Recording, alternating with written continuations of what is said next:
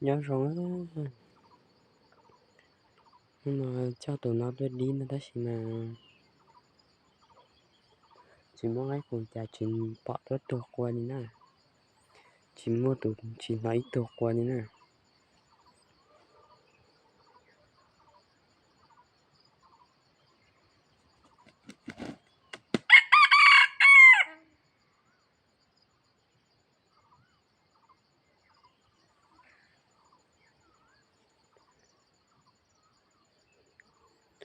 Thế là mình chỉ một cái cuộc cơ đó chỉ nó qua đi nè.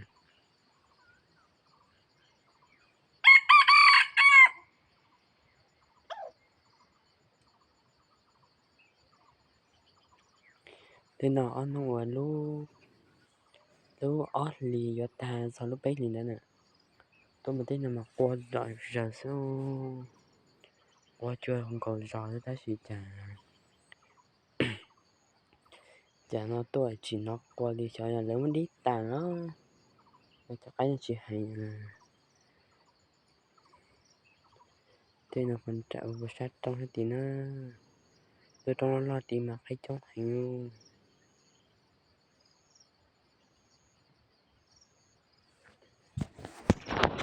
trong bớt tí nó trong thì nó mặc cái trong thiệt tiền nè.